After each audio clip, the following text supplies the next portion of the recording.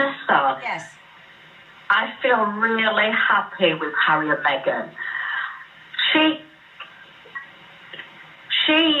is a woman. It was her anniversary, Yes. Vanessa. Yes. Right? There's no need for all this cattiness and bitchiness. It's ridiculous. And the other lady, the blonde, Emily, yes, she's a royal expert, so yes. boring. Oh, you think she's boring? Oh my gosh, I don't think she's boring. I think she's really something. She's very touching. So I've seen her on all the other gutter rubbish what she's on. Oh gosh. Right? Gosh, that's very... Who's being catty now? I was going to say the same Wow. thing. I mean, you hear what Kathy says, that Kathy let the novelist, who's being catty, Merva? It might be you, perhaps, is it? I don't think it's me, Vanessa. These ladies are catty. Oh dear. It's Merva. their anniversary. Let them enjoy it. Merva, absolutely. People should always be allowed to enjoy their anniversary. But the whole thing, I've been covering the royals now for 15 years. I've met Meghan. She's lovely in person. I really liked her. They got married on my birthday. Well done them.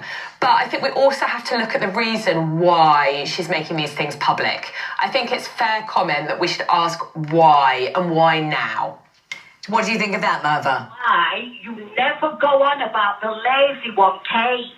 Now stop, it's ridiculous. Gosh, that seems very unkind as well, because we know she's been incredibly unwell and she's been incredibly brave and sort of, honest about the whole thing. Merva, thank you so much for the call. Interesting to have your point of view, obviously. Let's go to Maria. How do I even start with this one? Honestly, I was just sitting there minding my own business, cup of tea in hand, and boom, Meghan and Harry posted again. And like clockwork, everyone lost their minds. Again, like it's some sort of royal emergency every time she breathes. It's giving, we pretend not to care, but we've got Google Alerts set up. Honestly, the obsession is chronic at this point. But okay, let's just talk about it. She shared a photo, a soft, cute, sunlit moment. Nothing outrageous, nothing scandalous, just her, being normal. You'd think she posted classified documents. The headlines, out of control. Why now? Is she taunting the palace? Calculated, like, girl, it's a picture, calm down. Let's just take a breath, shall we? It's an anniversary. A happy, loved-up private moment shared publicly, like literally every other couple with Instagram does. And yet somehow, Meghan doing what normal people do is cause for DEFCON 3 in the Daily Express. Someone check on them. And can we just say what we're all thinking? If Kate had posted a photo holding William's hand, smiling, looking peaceful, it'd be wall-to-wall praise. Future queen so graceful, strength in silence. But Meghan?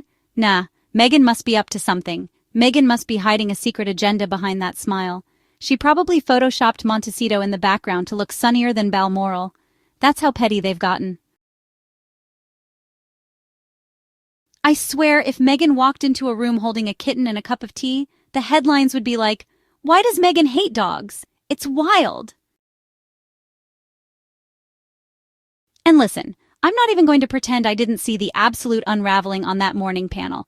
You know the one, where they had 5 women around a table pretending to be balanced, but we all knew exactly what was going down. One says, "Well, I've met Meghan and she was lovely." And the next jumps in with, "Yes, but why now? Like, girl, it's her anniversary. Do you want her to wait 6 months so it feels less suspicious?" And bless Margaret. Yes, Margaret. The caller who came through like a thunderclap in that polite storm. She said it loud, clear, no fluff, no filter. She said what all of us have been screaming at the TV for years. Why is Meghan constantly scrutinized for doing the most normal things? They say she's too private.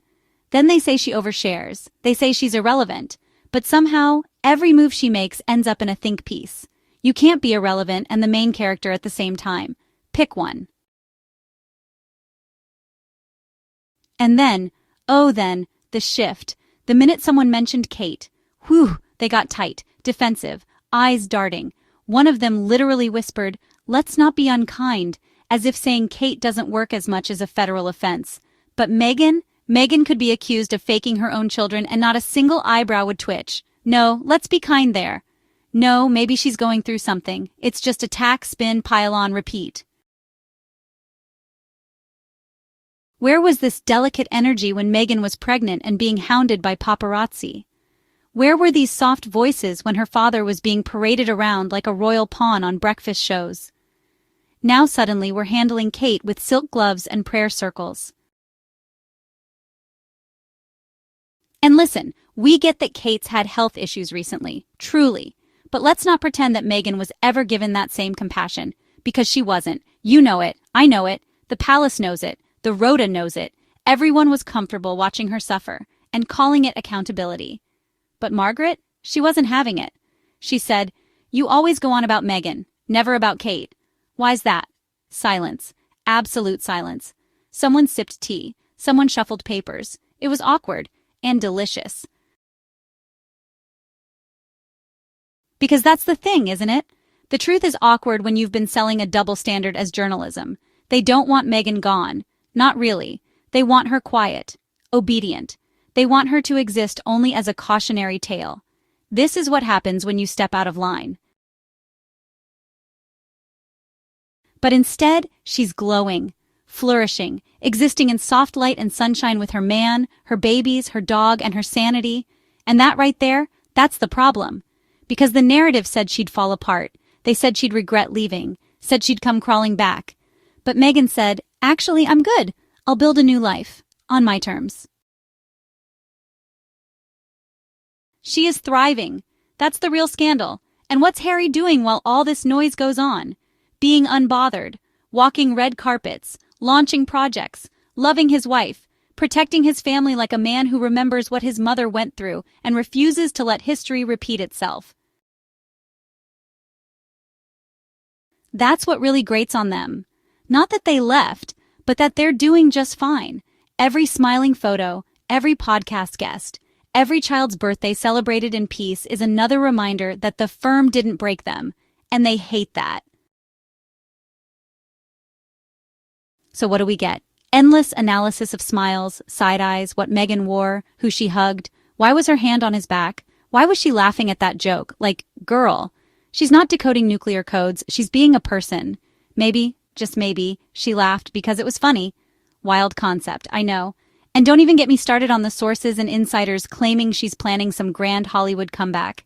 Yeah, she went to lunch with a friend and now suddenly she's plotting world domination. Imagine thinking a salad in Beverly Hills is the first step in a royal takedown. It's unhinged. So let's just call this what it is. Projection. They can't understand a woman who walked away from titles, diamonds, palaces, and power, because they're still stuck thinking that proximity to the crown is the ultimate goal. Meghan said, "No thanks," and the world heard that louder than any press release the palace ever put out. She said, "My worth isn't tied to your approval, my joy isn't up for debate." And then she went outside and posted a photo that broke the internet with peace and a side of roses. And every time she does, the truth rings out a little louder. You didn't destroy her, you exposed yourselves. So Meghan, baby, keep posting your anniversary photos. Keep raising your babies with love. Keep sipping your tea in Montecito. Because while the bitter brigade froths at the mouth, the rest of us are watching, cheering, and learning. Because if Meghan can walk away from the mess and find her peace, maybe we can too. Let them keep spinning. We'll keep celebrating.